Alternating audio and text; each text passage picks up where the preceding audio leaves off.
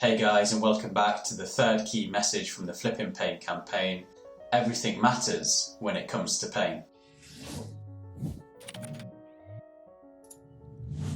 I've talked before about how complex pain is and how there are a wide variety of factors that influence it. And this is because pain is one of our protective systems. We have many protective systems for the body. Pain is one of them. Other examples are fatigue system, our stress system, and our immune system.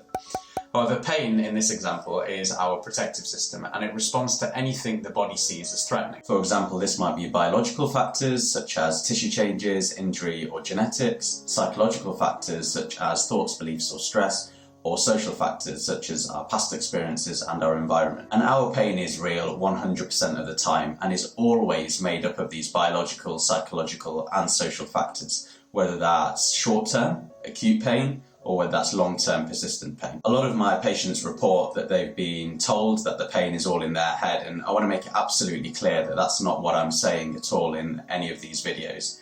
But I think it's really important to understand the brain's role in pain, as it is our control centre. In the same way that our brain controls our sight, our smell, our touch and our taste, it also controls our pain as well. So it isn't to say that our pain is made up or it isn't real, but the brain has a heavy involvement in our pain. Now I'm going to explain that involvement in a moment, and I'm going to use the example of a flame and a candle. So let's just assume for a second that this candle is on, the flame is on. I'm not going to put it on because I know whilst I'm doing this video that I'm probably going to burn myself. So let's just assume that this candle's on. Now, if I was to have this flame in front of me and I was to hold my hand over the flame, what's likely to happen is that I'm going to withdraw my hand quickly because I felt quite a sharp pain in my hand, and it's going to cause me to withdraw my hand quickly. Now I'm going to explain what's just happened in those couple of seconds there. So we all have sensors within our skin, and those sensors pick up changes in temperature, mechanical pressure and chemical changes as well. So in this example, what's happened is those receptors and those nerve endings that pick up changes in temperature have detected that there's been a rise in temperature from the flame, and that's been felt in the skin. Now in this example, what's happened is the receptors that pick up changes in temperature in the skin have detected that there's been increased heat. Now what that does is it sends a signal from that receptor down a first nerve to the spinal cord. Okay, and that signal is basically saying that there's been a rise in temperature. That signal then jumps across a little gap called a synapse to another nerve, and that nerve takes that signal up the spinal cord to the brain. Now at the brain will draw on other things to determine whether something should be painful or not. So it will have a look at past experiences, memories, our own beliefs around the situation that we're in, our thoughts or predictions about what's going to happen, and also other stimuli around us, so what we can see, smell, touch, taste as well going on. And it will take all of that information and it will build a picture and decide whether something needs to be protected against or not. So in this example, what happens is the brain sends a message back down the nerve in the spinal cord, back across the synapse to the first nerve, and it will say, yes, this should be painful because it needs to be protected against. It will also create a movement response, and that movement response is me taking my hand away from the flame.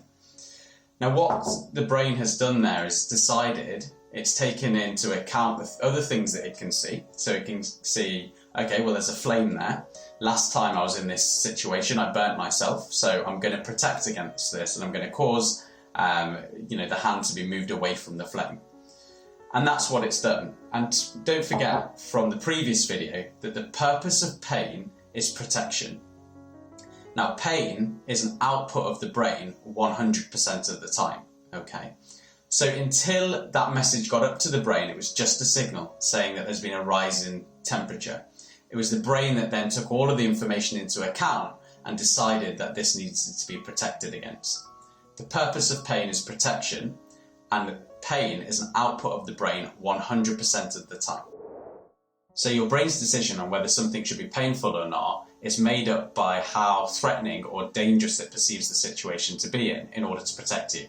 Now this is a subconscious process, so we don't know that this is going on, like a lot of our processes in our body, it's very subconscious, it's controlled by the brain, and it happens instantly and very, very quickly. And our brain is our control center for all processes. So just in the same way that our brain controls what we see, what we smell, what we touch, what we taste, it also controls pain. That's not to say that pain is made up or it's all in our heads. It's just that the brain is the control center for all of our processes and all of our senses. Now, in persistent pain, it's where this protective system has become overprotective.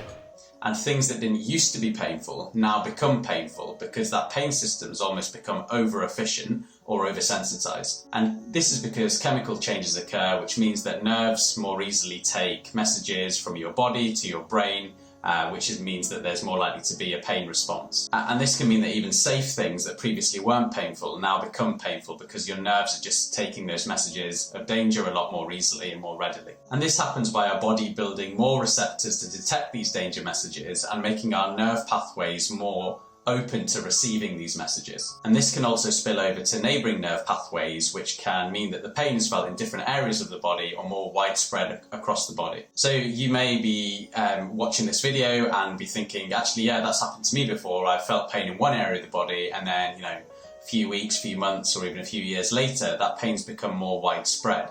And that's because this spillover effect of things becoming sensitized can go over to different nerve pathways. So this is how our pain system becomes over-efficient and our nervous system to become sensitized. And that's when our pain has become overprotective. And this pain system can be made even more sensitive by receiving harmful information about your condition, false information that we read in the news or hear on social media, stress, poor sleep, anxiety, financial concerns, reduced activity, and other health conditions or illness. As I've said before, everything matters when it comes to pain, and there are lots of things that can make our pain system more sensitized. So if you're anything like me, if I've had a really bad night's sleep, I'm really, really irritable the next day. And if I'm irritable, that means that my pain system is more irritable and more sensitized. So anything that makes us more sensitive can also make our pain more sensitive. However, just as our pain system can become overprotective, it can also learn to become less protective over time. And we can do this by addressing lots of different factors. So coming back to the key message, everything matters when it comes to pain. Now that can be everything matters to make things more protective in terms of our pain, but everything also matters when it comes to making things less protective for our pain. So there's lots of things we can do to manage pain. Because there's so many different factors involved, there's lots of things that we can do to help to manage pain. And we'll come into that in one of the later videos. So thank you for joining me again today. I really hope that you're finding these videos useful and informative around the Flippin Pain Key Messages. If you haven't seen the previous videos, be sure to check those out on the Flippin Pain playlist on my channel. Also, if you haven't, check out the Flippin Pain website, which I'll leave a link to in the description.